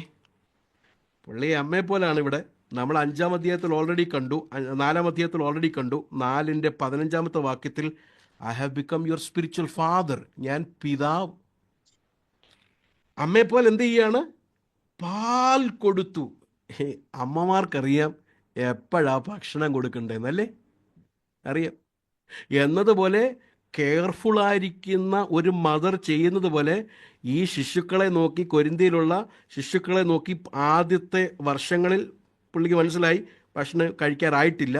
അതുകൊണ്ട് ഈ ഫീഡ് ദ മിൽക്ക്, പാല് കൊടുത്തു. എന്നിട്ട് ഒരപ്പൻ ചെയ്യുന്നത് എന്താ? 4:14 തൊട്ട് 17 വരെയുള്ള വാക്യങ്ങൾ നിങ്ങൾ പിന്നെ വായിച്ചാൽ മതി. അവിടെ പൗലോസ് പറയുകയാണ്, ഞാൻ തിമത്യോസിനെ നിങ്ങളുടെ അടുക്കലേക്ക് വിടാം, അവൻ വന്ന് ക്രിസ്തുവിലുള്ള എൻ്റെ വഴികളെ അവൻ നിങ്ങളെ ഓർപ്പിപ്പിക്കും. അപ്പൻ എന്തോ ചെയ്യുന്നത് അറിയാമോ? അപ്പൻ മക്കൾക്ക് ചുമ്മാ ഇരുത്തി ഉപദേശം പറഞ്ഞു കൊടുക്കുകയല്ല, ആദ്യം നടന്ന് കാണിച്ചിട്ട് പറയും, നോക്കിക്കേ, ഞാൻ നടന്നതുപോലെ നിങ്ങളും എന്നെ അനുഗമിപ്പി. അവിടെ പറയുന്നുണ്ട് പൗലോസ് 4:16 വാക്യത്തിൽ പൗലോസ് പറയുന്നുണ്ട്, ബി ഇമിറ്റേറ്റേഴ്സ് ഓഫ് മീ. അതാണ് യഥാർത്ഥ അപ്പൻ ചെയ്യുന്നത്. അല്ലാതെ പിടിച്ചിരുത്തി ഉപദേശം പറഞ്ഞ് ചെറുക്കന് പിന്നെ അങ്ങ് ദേഷ്യം വന്ന് ഇപ്പം അവൻ കേൾക്കുന്നില്ല ഒന്നും പറയുന്നത്. കാരണം ഉപദേശമേ ഉള്ളൂ, ജീവിതത്തിൽ കാണുന്നില്ല. അങ്ങനെയുള്ള അപ്പനല്ല ഇത്. ഉപദേശം പറഞ്ഞിട്ട് പറയുകയാണ്, ഞാൻ തിമത്യോസിനെ വിടുന്നുണ്ട്, ഞാൻ നടക്കുന്ന വഴികളെല്ലാം പുള്ളി പറഞ്ഞു തരും, അതുപോലെ നിങ്ങളും എന്നെ ഇമിറ്റേറ്റ് ചെയ്യാൻ. C the pastor. ഒരപ്പനെ പോലെ, ഒരമ്മയെ പോലെ നിർമ്മലമായിരിക്കുന്ന പാൽ അവർക്ക് കൊടുത്തിട്ട് 2 കൊരിന്ത്യർ 11-ാം അധ്യായത്തിൻ്റെ 2-ാം വാക്യം, അവിടെ പിതാവിൻ്റെ വേറൊരു ഗുണം കൂടെ നമുക്ക് കാണാൻ കഴിയും. ഞാൻ നിങ്ങളെക്കുറിച്ച് ദൈവത്തിൻ്റെ എരിവോട് എരിയുന്നു, ഞാൻ ക്രിസ്തു എന്ന ഏക പുരുഷന് നിങ്ങളെ നിർമ്മല കന്യകയായി ഏൽപ്പിപ്പാൻ വിവാഹ നിശ്ചയം ചെയ്തിരിക്കുന്നു. ഒരപ്പൻ മകളെ വേറൊരു പുരുഷന് നിർമ്മല കന്യകയായി ഏൽപ്പിച്ചു കൊടുക്കുന്നത് പോലെ, നോക്കിക്കേ, ഈ കൊരിന്തിലുള്ളവരെ നിർമ്മല കന്യകയായി ഏൽപ്പിച്ചു കൊടുക്കാൻ വേണ്ടി വിവാഹം ചെയ്തിരിക്കുന്ന അപ്പൻ, A faithful pastor. Feeding milk. ഭക്ഷണം കൊടുക്കേണ്ട സമയം എപ്പോഴാണെന്നറിയാം? ആ സമയം, ഭക്ഷണം കൊടുക്കേണ്ട സമയമായപ്പം നോക്കിയപ്പോൾ പല്ലെല്ലാം വന്നിട്ടുണ്ട്, എല്ലാം ഉണ്ട്. പക്ഷെ ഇപ്പോഴും ഇവർ കരയുന്നത് പാലിന് വേണ്ടിയാ. ആ അപ്പൻ്റെ അമ്മയുടെ മനസ്സിലുള്ള വേദന ഒന്ന് നോക്കിക്കേ. See the pastoral care of pastor Paul. It challenges me. നിർമ്മലമായിരിക്കുന്ന പാൽ എപ്പോഴും കൊടുത്തുകൊണ്ടിരിക്കുകയല്ല, ഭക്ഷണം കഴിക്കേണ്ട സമയമുണ്ട്, അത് പാസ്റ്ററിന് അറിയണം. ആ സമയമാകുമ്പോൾ ഭക്ഷണം കൊടുക്കണം, കട്ടിയായുള്ള ആഹാരം കൊടുക്കണം. Ability to eat the solid food. ഞാൻ ചോദിക്കട്ടെ പ്രിയരെ, അങ്ങനെയുള്ള എബിലിറ്റി എല്ലാ രക്ഷിക്കപ്പെട്ട ദൈവമക്കൾക്കും ഉണ്ടോ? ഉണ്ട്. എല്ലാ ദൈവമക്കൾക്കും ഉണ്ട്. നോക്കിക്കേ, 2 പത്രോസ് 1:3 ഞാൻ വായിക്കാം. 2 പത്രോസ് 1:3. അവൻ്റെ ദിവ്യശക്തി ജീവനും ഭക്തിക്കും വേണ്ടിയതൊക്കെയും നമുക്ക് ദാനം ചെയ്തിരിക്കുന്നുവല്ലോ. എന്ന് പറഞ്ഞാൽ എന്തുവാ?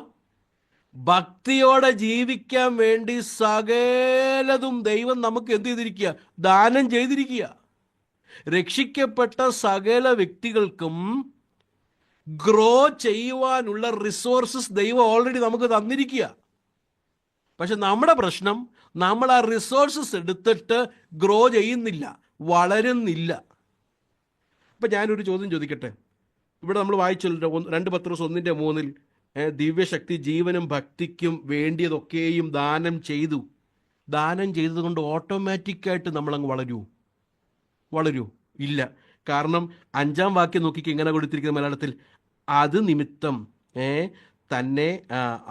നിമിത്തം തന്നെ നിങ്ങൾ സകല ഉത്സാഹവും കഴിച്ച്. അത് നമ്മുടെ ഭാഗത്തു നിന്നൊരു എഫർട്ട് ഉണ്ടാകണം. അതിനെ ലേസിയായിട്ട് നടന്നാൽ പറ്റത്തില്ല. സകല ഉത്സാഹം നമ്മൾ തന്നെ ചെയ്യണം. We should puttu the full diligence, effort. അപ്പോൾ തന്നെ നമുക്ക് ദാനമായി നൽകിയിരിക്കുക. വളരാനുള്ള ബലം കർത്താവ് നമുക്ക് നൽകിയിരിക്കുക. അപ്പോൾ തന്നെ എനിക്ക് ഉത്സാഹം വേണം വളരാൻ.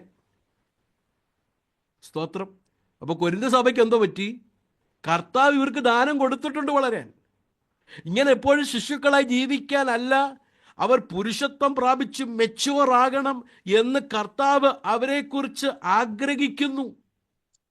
അതിനുവേണ്ടിയുള്ള റിസോഴ്സസ് ദൈവം കൊരിന്ത്യ സഭയ്ക്ക് കൊടുത്തിട്ടുണ്ടെങ്കിലും ഇവര് അതിനല്ല ഇപ്പോൾ ഉത്സാഹം. പിന്നെ എന്തിനാ ഉത്സാഹം? കൊരിന്ത് പട്ടണത്തെ നോക്കി കൊരിന്ത് പട്ടണത്തിൻ്റെ കൾച്ചർ ഇവരെ എങ്ങനെയോ സ്വാധീനിച്ച് അവരെ പോലെ ഇപ്പം ആകാൻ നോക്കുന്നത്. ക്രിസ്തുവിനെ പോലെ ആകണ്ട.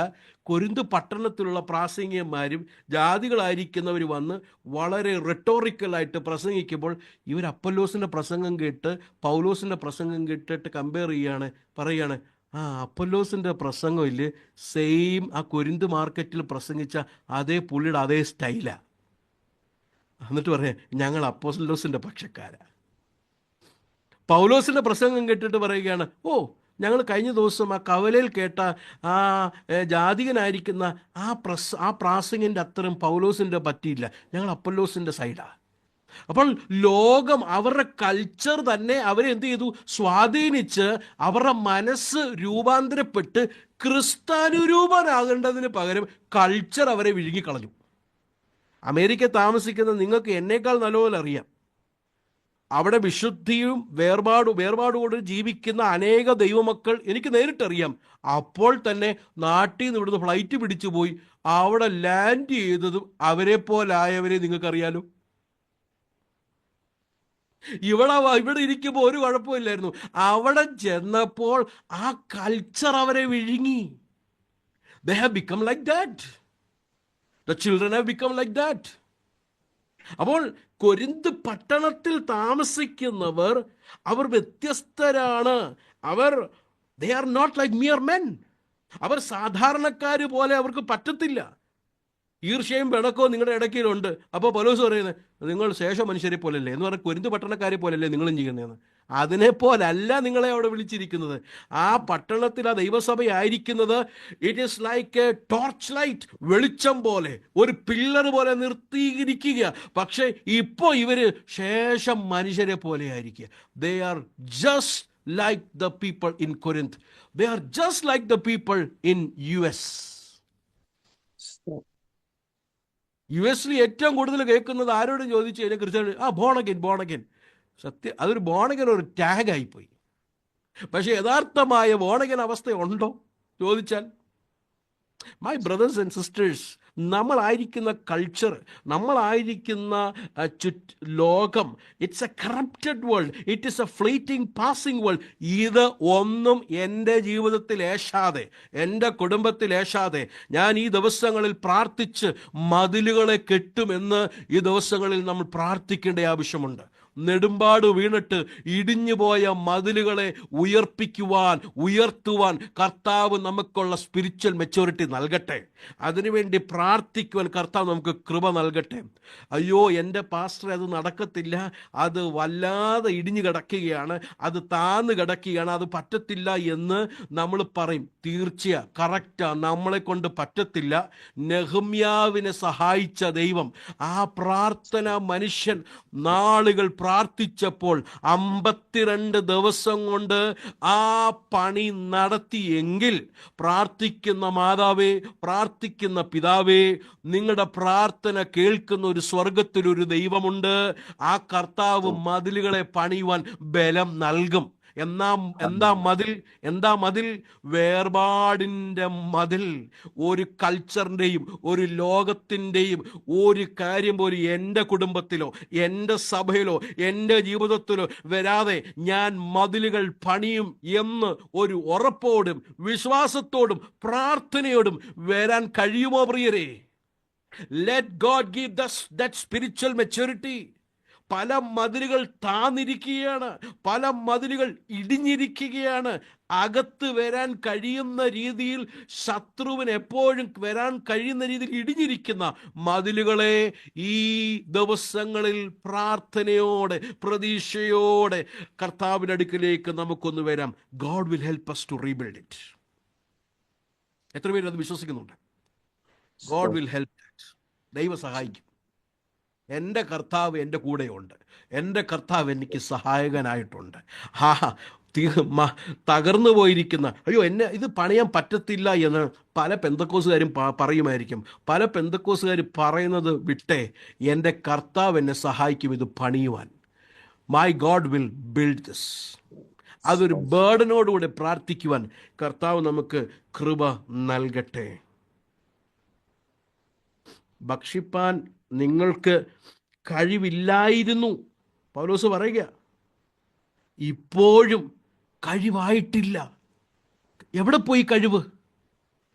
രക്ഷിക്കപ്പെട്ടപ്പോൾ കർത്താവ് ദാനമായി തന്നതല്ലേ ഈ കഴിവ്? കർത്താവിനോട് അനുരൂപമാകുവാനുള്ള റിസോഴ്സസ് തന്നതല്ലേ? എവിടെ പോയി റിസോഴ്സസ്? എവിടെ പോയി കഴിവ്? ലോകം കൊണ്ടുപോയി, നമ്മൾ അറിഞ്ഞില്ല. ശത്രു അകത്ത് വന്നിട്ട് കവർന്നുകൊണ്ട് പോയി. പക്ഷെ അന്യഭാഷയുണ്ടോ? ഭയങ്കര അന്യഭാഷയാണ്, ദൂതന്മാരുടെ ഭാഷയാണ്. മീറ്റിങ്ങിൽ ദൂതൻ ഇറങ്ങി വന്നു, കർത്താവ് ഇറങ്ങി വന്നതുപോലെ തോന്നും. പക്ഷേ മതിലുകൾ ഇടിഞ്ഞുപോയി, ശത്രു അകത്ത് കടന്നു വന്ന് കർത്താവ് നമുക്ക് വളരാൻ തന്ന റിസോഴ്സസിനെ കൊണ്ടുപോയി, നമ്മൾ അറിഞ്ഞു പോലുമില്ല. ഇപ്പോഴും കഴിയുന്നില്ല. ആ പാസ്റ്ററിൻ്റെ ഉള്ളിലുള്ള വേദന ഒന്ന് നോക്കണേ. രക്ഷിക്കപ്പെട്ട ദിവസം എത്ര വർഷമായി? 5 വർഷമായി. ഇപ്പോഴും അവർക്കത് കഴിയുന്നില്ല. ഞാൻ പറഞ്ഞല്ലോ, influenced by the diverse culture in the Corinth. അപ്പോൾ തന്നെ ഈ ആത്മീകമായി വളരണമെങ്കിലേ അൺലേണിങ് എന്ന് പറയുന്നൊരു കാര്യമുണ്ട്. ഏറ്റവും ടഫായ ഒരു കാര്യമാണ്. ലേണിങ് എളുപ്പമാണ്, പഠിച്ച കാര്യം എടുത്ത് കളയാൻ എളുപ്പം, പാട് അല്ലേ? അൺലേണിങ് ആ പാട്. ലേണിങ് എളുപ്പമാണ്, അൺലേണിങ് ഇവർ കൊണ്ടുവന്ന ബാഗേജ് ഉണ്ട്. ഇവർ പണ്ട് ആരൊക്കെയായിരുന്നു? അവിടെ നമുക്ക് അറിയാം, 6-ാം അധ്യായം അതിൻ്റെ 9-ാം വാക്യം തൊട്ട് താഴോട്ട് വായിക്കുമ്പോൾ 11-ാമത്തെ വാക്യം, such were some of you, നിങ്ങളിൽ മിക്കവരും ഇങ്ങനെയുള്ളവരായിരുന്നു, പലരും ഇങ്ങനെയുള്ളവരായിരുന്നു. അപ്പോൾ ഇവർ വന്ന പശ്ചാത്തലത്തിൽ നിന്ന് ഇവർ കൊണ്ടുവന്ന ബാഗേജ് ഉണ്ട്. അതിപ്പോഴും വെച്ചിട്ടുണ്ട്, അത് കളഞ്ഞിട്ടില്ല. they have to throw off. we have to unlearn many things, brothers and sisters. എന്നെങ്കിലേ നമുക്ക് വളരാൻ കഴിയത്തുള്ളൂ. പാപം വെച്ച് വളരാൻ കഴിയത്തില്ല. നമ്മുടെ ബയസ് ആയിരിക്കുന്ന തോന്നലുകൾ, അഭിപ്രായങ്ങളൊക്കെ വെച്ചുകൊണ്ട് ആത്മീയമായി വളരാൻ കഴിയത്തില്ല. ദൈവവചനം എന്തോ പറയുന്നു അതിന് പ്രകാരം ഞാൻ എൻ്റെ ഗ്രഹം പണിയും, ഞാൻ എൻ്റെ ആത്മീയ ജീവിതം പണിയും എന്നുള്ളൊരു ബോധ്യം ഇന്ന് പകൽക്കാലം ഉണ്ടാകണം. 3-ാമത്തെ വിഷയം, ഈ 1 കൊരിന്ത്യർ 1:18 വാക്യം നമുക്കറിയാം. അവിടെ നമുക്ക് വളരെ പ്രിയപ്പെട്ട ഒരു വാക്യമാണ് അവിടെ കൊടുത്തിരിക്കുന്ന വാക്യം. ക്രൂശിന്റെ വചനം നശിച്ചു പോകുന്നവർക്ക് ഭോഷത്വം, രക്ഷിക്കപ്പെടുന്ന നമുക്കോ ദൈവശക്തി ആകുന്നു. ഇപ്പം കൊരിന്ത്യ സഭയിലുള്ളവർക്ക് ക്രൂശിന്റെ വചനം ഇപ്പൊ ഭോഷത്വമായി തോന്നും.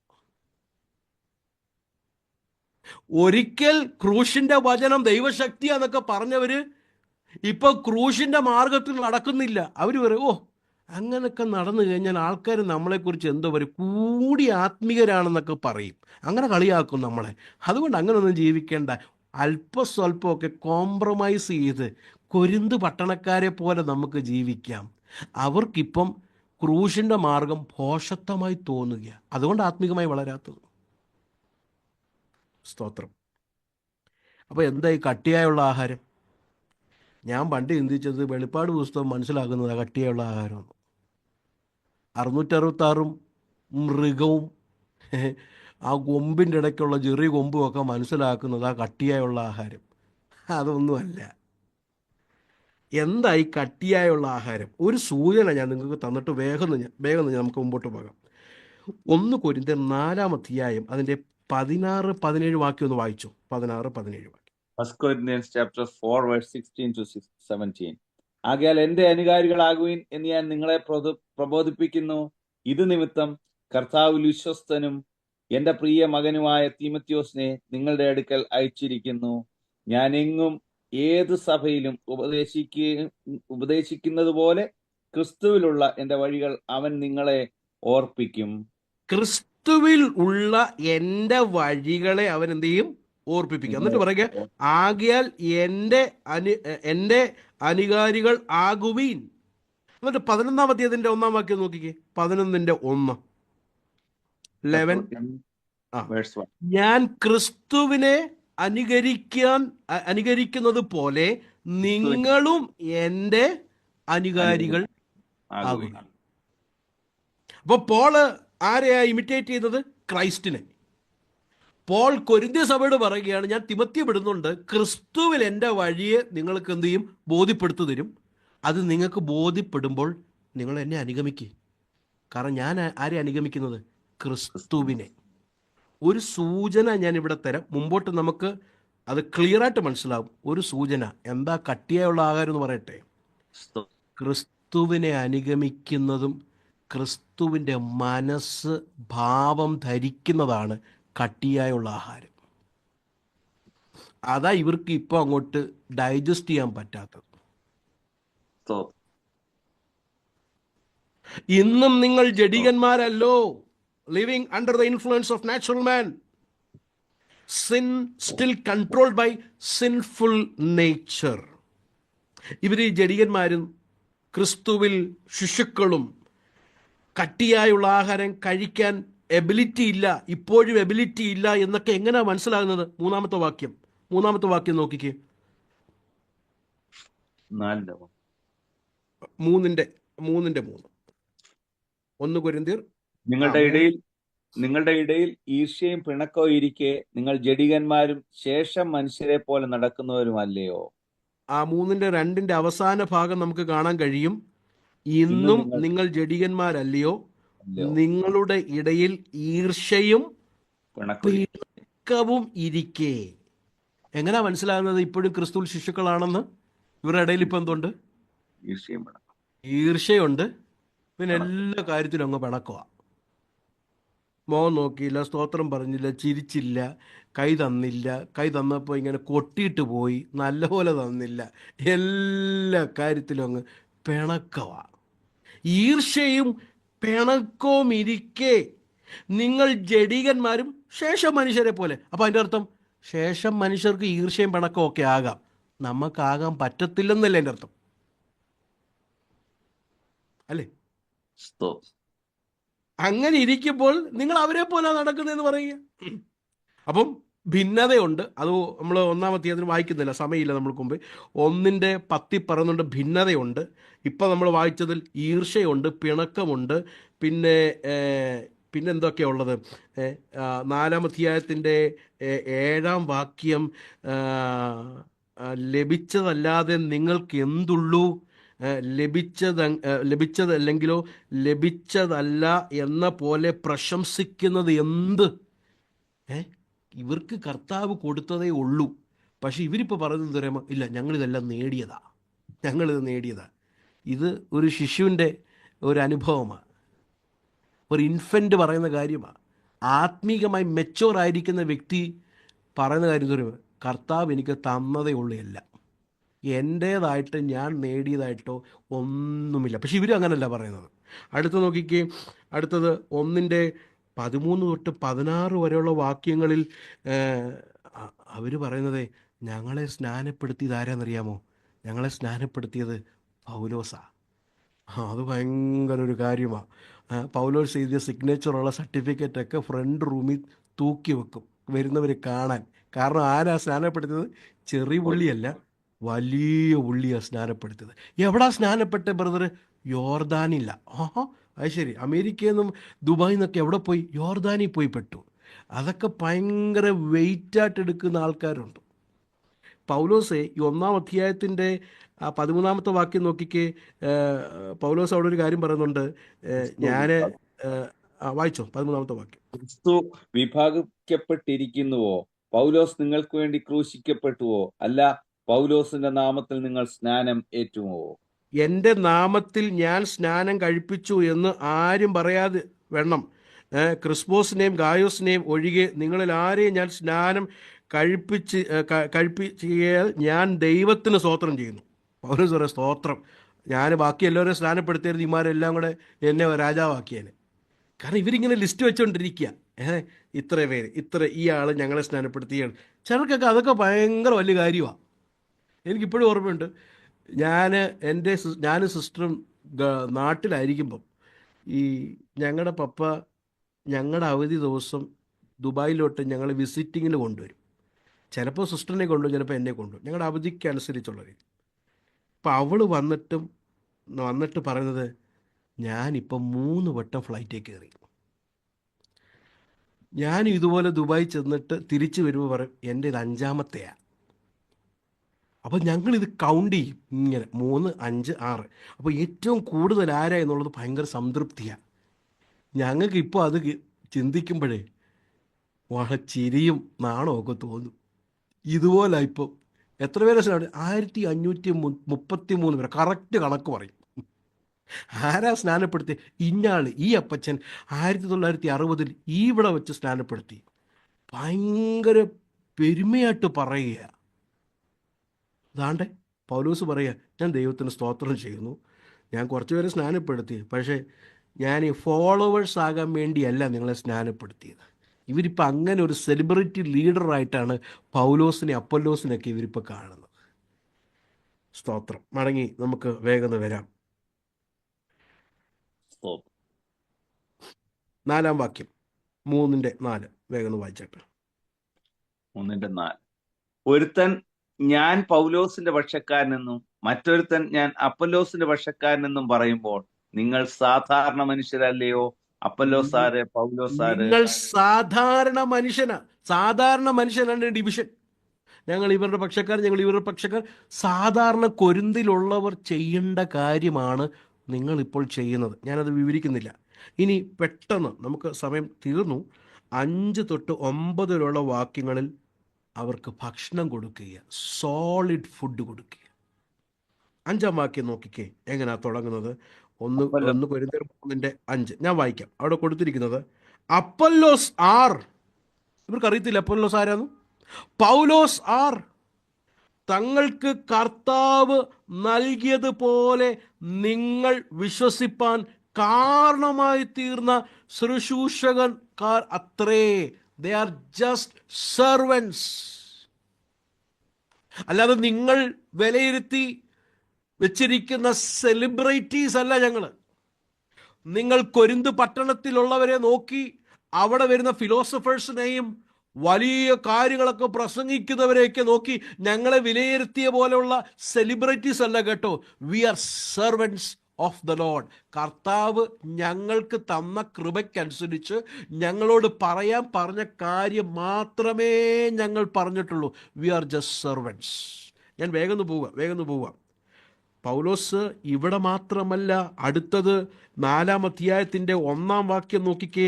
അവിടെ കൊടുത്തിരിക്കുന്ന, മലയാളത്തിൽ കൊടുത്തിരിക്കുന്ന പദം, ഞങ്ങളെ ക്രിസ്തുവിൻ്റെ ശുശ്രൂഷക്കാരും ദൈവ മർമ്മങ്ങളുടെ ഗ്രഹവിചാരകന്മാരും എന്നിങ്ങനെ ഓരോരുത്തരും എണ്ണിക്കൊള്ളട്ടെ.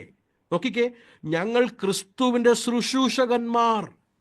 മലയാളത്തിൽ ശുശ്രൂഷകന്മാർ എന്ന് പറയുമ്പോൾ നമ്മൾ വിചാരിക്കും സെർവൻസ് എന്നാ. പക്ഷെ ഗ്രീക്ക് വേർഡിൽ അവിടെ കൊടുത്തിരിക്കുന്ന പദം എന്നുള്ളത്, അതിൻ്റെ അർത്ഥം ഇതാണ്, അണ്ടർ റോവർ. അത് ഗൂഗിളിൽ അടിച്ചാൽ നിങ്ങൾക്ക് കിട്ടും. അണ്ടർ റോവർ എന്ന് പറഞ്ഞാൽ എന്താ? അണ്ടർ റോവർ എന്ന് പറഞ്ഞാൽ വലിയ മിലിറ്ററി കപ്പലിൻ്റെ അടിയിൽ അടിമകളെ കൊണ്ട് ഈ കപ്പലിനെ റോ ചെയ്യിപ്പിക്കും. അത് അവർ ചെയ്യുന്ന സ്റ്റൈൽ എന്ന് പറയുന്നത്, ഒരു മിലിറ്ററി ലീഡർ കാണും, അങ്ങാര് അടിക്കുന്ന ആ ബീറ്റിനനുസരിച്ച് വേണം ഇവരെന്ത് ചെയ്യാൻ? റോ ചെയ്യാൻ. ആ ബീറ്റിനനുസരിച്ച് റോ ചെയ്യാൻ. ഇടയ്ക്ക് എഴുന്നേറ്റ് ഫുഡ് കഴിക്കാൻ പോകാൻ പറ്റത്തില്ല, വെള്ളം കുടിക്കാൻ പറ്റത്തില്ല.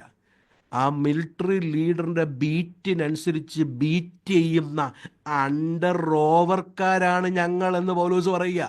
എന്ന് പറഞ്ഞാലേ, ലോകം കാണുമ്പോൾ, ലോകം നോക്കുമ്പോൾ ഞങ്ങളെ കാണത്തില്ല, ക്യാപ്റ്റനെ കാണുന്നത്. ഈ കപ്പലോടിക്കുന്ന ക്യാപ്റ്റനെ കാണുന്നുള്ളൂ. പക്ഷെ ഞങ്ങളാരാ? ഞങ്ങൾ അടിയിൽ അണ്ടർ റോ ചെയ്യുന്ന, ക്യാപ്റ്റൻ്റെ ആ സൗണ്ട് അനുസരിച്ച്, ആ പറയുന്ന വാക്കനുസരിച്ച് കേവലം ചെയ്യുന്ന ശുശ്രൂഷകന്മാർ മാത്രമേ ഉള്ളൂ ഞങ്ങൾ. ഇവരെന്തോ ചിന്തിച്ചിരിക്കുന്നത്? അപ്പല്ലോസിന്റെ പക്ഷക്കാരൻ, പൗലോസിന്റെ പക്ഷക്കാരൻ എന്നും പത്രോസിന്റെ പക്ഷക്കാരൻ എന്നൊക്കെ പറഞ്ഞും ഇവരെ സെലിബ്രിറ്റികളായിട്ട് വെക്കുമ്പോൾ പൗലോസ് പറയുന്നത്, നിങ്ങളാരും ഞങ്ങളെ അങ്ങനെ കാണരുത്, ഞങ്ങൾ അണ്ടർ റോവേഴ്സ് ആണ്, ഞങ്ങളെ ലോകം കാണുന്നില്ല, ഞങ്ങൾ അടിയിലുള്ള സ്ലേവ്സ് ആണ്, ഞങ്ങളുടെ യജമാനൻ പറയുന്നത് മാത്രമേ ഞങ്ങൾ ചെയ്യുന്നുള്ളൂ. അടുത്ത് പറയുന്നത് ഗ്രഹവിചാരകന്മാർ, ഞങ്ങൾ വിശ്വസ്തരായിരിക്കുന്ന, ഞങ്ങളെ ഏൽപ്പിച്ചത് അത് വിശ്വസ്തയോടെ പ്രസംഗിക്കുന്നേ ഉള്ളൂ, മുഖം നോക്കാതെ, ആരെയും പ്രീതിപ്പെടുത്താതെ, പ്രസാദിപ്പിച്ച് പൈസ വാങ്ങി പൈസ കൂട്ടാനുള്ള ഒരു മിനിസ്ട്രി അല്ല ഞങ്ങളുടേത്. അതിൽ വചനത്തിൽ കൂട്ടുകയോ ചേർക്കുകയോ ചെയ്യാതെ അതുപോലെ വിശ്വസ്തയോടെ പ്രസംഗിക്കുന്ന ഗ്രഹവിചാരകന്മാരാണ് ഞങ്ങൾ എന്ന് പറയുകയാണ്. അടുത്തത് 4:9. എനിക്ക് വിവരിക്കാൻ സമയമില്ല പ്രിയരെ, ആഗ്രഹമുണ്ട് വിവരിക്കാൻ, പക്ഷെ സമയമില്ല. 4:9 നോക്കിക്കേ. അവിടെ പൗലോസ് പറയുകയാണ്, ഞങ്ങൾ ലോകത്തിനും വായിച്ചു, ദൂതന്മാർക്കും മനുഷ്യർക്കും തന്നെ കൂത്തുകാഴ്ചയായി തീർന്നിരിക്കാൻ ദൈവം അപ്പോസ്തലന്മാരെ ഞങ്ങളെ ഒടുക്കത്തവരായി മരണവിധിയിൽ ഒടുക്കത്തവരായി, എന്താ അർത്ഥം? ഒടുക്കത്തവരായി നിർത്തിയിരിക്കുന്നു. റോമൻ മിലിറ്ററി ഒരു വ്യക്തി താൻ പോകുന്ന പട്ടണത്തിലുള്ളവരെ കീഴ്പ്പെടുത്തി കൊണ്ടുവരുമ്പോൾ അവരെ അടിമകളാക്കിയിട്ട് ഈ ലീഡർ വഴിയോളം ഇവരെ കൊണ്ടുപോകും.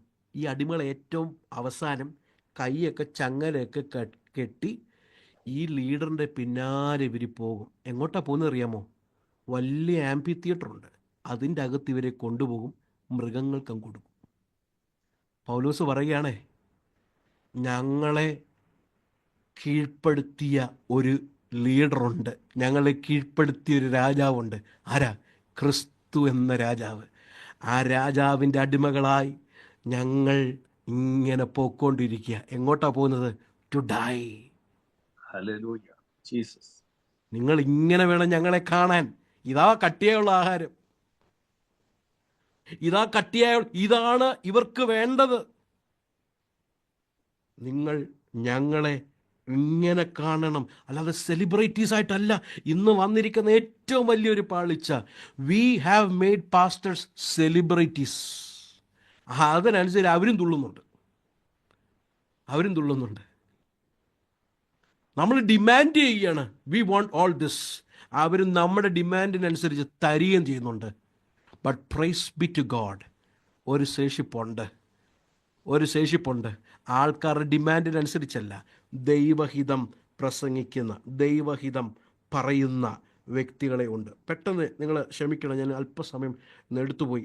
6-7 വാക്യങ്ങളിലേക്ക് വരുമ്പോൾ, മടങ്ങി വരുമ്പോൾ 3-ാം അധ്യായത്തിൻ്റെ 6-7 വാക്യങ്ങളിലേക്ക് വരുമ്പോൾ, ഞാൻ നട്ടു, അപ്പൊല്ലോസ് നനച്ചു, ദൈവം അത്രേ വളരുമാറാക്കിയത്.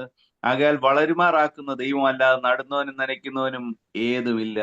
നടുന്നവനും നനയ്ക്കുന്നവനും ഏതുമല്ല. ഇവർ പറയുന്നത് ഇവരെല്ലാം വലിയ സംഭവമാണ്. പക്ഷെ പൗലോസ് പറയുക, ഇവരല്ല വലിയ സംഭവം. നട്ടത് ഞാനാ, നനയ്ക്കുന്നത് അപ്പൊല്ലോസാ. ഞങ്ങൾക്ക് വേറെ ദൗത്യമാ ഞങ്ങളുടെ കർത്താവ് നൽകിയത്. പക്ഷെ വളരുമാറാക്കുന്ന കർത്താവ്, it is God who gives the increase. ഇതാ കട്ടിയായുള്ള ആഹാരം. ഇത് ഇവർ മറന്നുപോയി, ഇത് ഇവർ അറിയാതെയായിപ്പോയി. ഒരാത്മീയൻ്റെ ചിന്ത നോക്കിക്കേ, ആത്മീയൻ്റെ ചിന്ത. ഒരു കാര്യം കൂടെ പറഞ്ഞിട്ട് ഞാനിവിടെ അവസാനിക്കാം. 8-ാമത്തെ വാക്യം. നടുന്നവനും നനയ്ക്കുന്നവനും ഒരുപോലെ ഓരോരുത്തരും താന്താന്റെ അധ്വാനത്തിന് ഒത്തവണ്ണം കൂലി കിട്ടും. നടുന്നവനും നനയ്ക്കുന്നവനും ഒരുപോലെ. അതിൻ്റെ അർത്ഥം എന്തുവാ? പൗലോസ് പറയുക, ഞാനും അപ്പൊല്ലോസും കോമ്പറ്റീഷൻ അല്ല ഇവിടെ. ഇവരങ്ങനെ ആക്കി വെച്ചിരിക്കുക. പൗലോസിന്റെ പക്ഷക്കാർ, അപ്പൊല്ലോസിന്റെ പക്ഷക്കാർ, കേഫാന്റെ പക്ഷ എന്ന് പറഞ്ഞാൽ ഇവർ ധരിക്കുന്നത് ഇവരെല്ലാം അങ്ങോട്ടും ഇങ്ങോട്ട് കോമ്പറ്റീഷനാണ് എന്ന് പറഞ്ഞാൽ, ഈ ആഴ്ച പൗലോസ് വന്നിട്ട് പ്രസംഗിക്കുമ്പോൾ അപ്പൊല്ലോസ് പറയുന്നത് അടുത്ത ആഴ്ച ഞാൻ ചെന്ന് ഇനി എങ്ങനെ മേൽത്തരമായി പ്രസംഗിക്കുന്ന.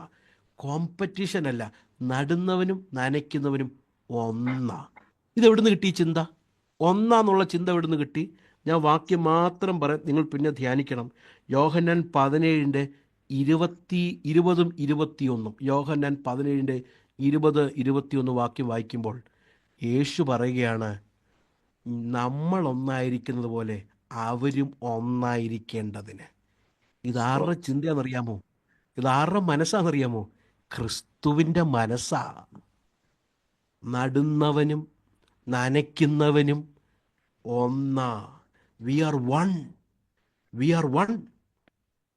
നടുന്നവനും നനയ്ക്കുന്നവനും ഒന്നാ. This is the mind of Christ. എന്താ കട്ടിയുള്ള ആഹാരം? വെളിപ്പാട് പുസ്തകത്തിലെ മൃഗമല്ല കേട്ടോ പ്രിയരെ.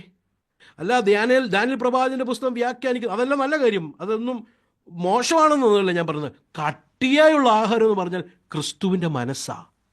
ക്രിസ്തുവിനെ അനുഗമിക്കുന്ന, ആ ക്രൂശിൻ്റെ മാർഗത്തിൽ അനുഗമിക്കുന്നതാണ് യഥാർത്ഥമായ ജ്ഞാനി, വിസ്ഡം. ആ അനുഗമിക്കുന്ന വ്യക്തിയാണ് യഥാർത്ഥമായി ആത്മീകമായി വളരുന്നത്. Spiritual growth. സ്പിരിച്വൽ ഗ്രോത്ത് എന്ന് പറയുമ്പോൾ എൻ്റെ സെൽഫായിരിക്കുന്ന കാര്യം പ്രദർശിപ്പിച്ച് സെൽഫ് സെൻറ്റേർഡിൽ ആകുന്നതല്ല സ്പിരിച്വൽ മെച്ചോറിറ്റി. സ്പിരിച്വൽ മെച്ചോറിറ്റി എന്ന് പറയുമ്പോൾ I am thinking like Christ. ഞാൻ ക്രിസ്തുവിനെ പോലെ ചിന്തിക്കുക. I have the mind of Christ. Paulose ചിന്തിക്കുന്നത് പോലെ, അപ്പല്ലോസ് ചിന്തിക്കുന്നത് പോലെ. ഞങ്ങൾ കോമ്പറ്റീഷൻ ചെയ്യുകയല്ല, അല്ല പ്രിയരെ, ഞങ്ങൾ ഒന്നാ. We are one. വെവ്വേറെ ദൗത്യമാണെങ്കിലും we are working for one master. We are under over for one military leader. ഒരേ മിലിറ്ററി ലീഡറിന് ആ സ്ലേവ്സ് വർക്ക് ചെയ്യുന്നത് പോലെ we are working for one master. We are spectacles of this world. We are working for one master. We are following one master. Hence, follow us. ഞങ്ങളെ imitate ചെയ്യും. ഞങ്ങൾ ക്രിസ്തുവിനെ imitate ചെയ്യുന്ന പോലെ. 9-ാമത്തെ വാക്യത്തിൽ പറയുകയാണ്, we are God's fellow workers. You are God's field, God's building. പൗലോസിനോ പത്രോസിനോ കേഫാവിനോ ആർക്കും ഇവിടെ അധികാരം പറയാൻ പറ്റത്തില്ല. ഇത് കർത്താവിൻ്റെയാണ്. ഇത് ദൈവത്തിൻ്റെതാണ്. ദൈവത്തിൻ്റെതാ വേലക്കാർ, ദൈവത്തിൻ്റെതാണ് ഗ്രഹം, ദൈവത്തിൻ്റെതാണ് നിലം. It is God's field. We are just kept to do what the Lord has told us to do. ഇവിടെ ആര് പ്രശംസിച്ചില്ലെങ്കിലും റിവാർഡ് തന്നില്ലെങ്കിലും അതൊന്നും വലിയ കാര്യമല്ല. അതൊന്നും പ്രതീക്ഷിക്കണ്ട. അതൊന്നും പ്രതീക്ഷിച്ചിട്ടല്ല അടിമ റോ ചെയ്യുന്നത്, അല്ലേ? ആ വ്യക്തി അണ്ടർ ഓവർ ഇങ്ങനെ റോ ചെയ്യുമ്പോൾ ആ മിലിറ്ററി ലീഡർ പറയോ താങ്ക് യു? പറയൂ? പറയത്തില്ല. വേല ചെയ്ത് പണി ചെയ്തിട്ട് യജമാനനെ സേവിക്കുന്ന ആ ദാസനോട് യജമാനൻ നന്ദി എന്ന് പറയൂ, താങ്ക് യു എന്ന് പറയൂ? ഇല്ല. ഇതെല്ലാം ചെയ്തിട്ട് പറയണം, ഞങ്ങൾ പ്രയോജനമില്ലാത്ത ദാസന്മാർ, ഞങ്ങളോട് പറഞ്ഞതേ ചെയ്തിട്ടുള്ളൂ, ഞങ്ങളോട് കൽപ്പിച്ചതേ ഞങ്ങൾ ചെയ്തിട്ടുള്ളൂ. താങ്ക് യു പറഞ്ഞില്ലെങ്കിലും, ഒന്നും പറഞ്ഞില്ലെങ്കിലും, പ്രശംസിച്ചില്ലെങ്കിലും, no, God has told us to do this, we will do it. Reward നൽകുന്നത് സ്വർഗത്തിലെ ദൈവമാണ്. കൂലി നൽകുന്നത് സ്വർഗത്തിലെ ദൈവമാണ്. പ്രിയരെ, നമ്മൾ ധാരാളം പ്രസംഗം ബോസ്റ്റൺ ലൈനിൽ കേൾക്കുന്നുണ്ട്. നല്ല വചനങ്ങൾ, പത്യമായിരിക്കുന്ന വചനങ്ങൾ. ഒരു കാര്യം ചോദിക്കണം, am I able to grow? Am I able to grow? അതെപ്പോഴും ഞാൻ ക്രിസ്തുവിൻ്റെ മനസ്സില്ലാതെ ക്രൂശിക്കപ്പെട്ട ക്രിസ്തുവിനെ സ്നേഹിക്കുന്നുണ്ടെങ്കിലും ക്രൂശിൻ്റെ മാർഗം വെറുക്കുന്ന പെന്തക്കോസുകാരാണ് നമ്മുടെ ചുറ്റുപാടിന്. അങ്ങനല്ല കർത്താവേ, ക്രിസ്തുവിൻ്റെ മനസ്സെനിക്ക് ക്രിസ്തുവിനെ അനുഗമിക്കുവാനുള്ള കൃപ എനിക്ക് നൽകുമെന്ന് നമുക്ക് പ്രാർത്ഥിക്കാം. കർത്താവ് വചനങ്ങളാൽ നമ്മളെ അനുഗ്രഹിക്കുമാറാകട്ടെ.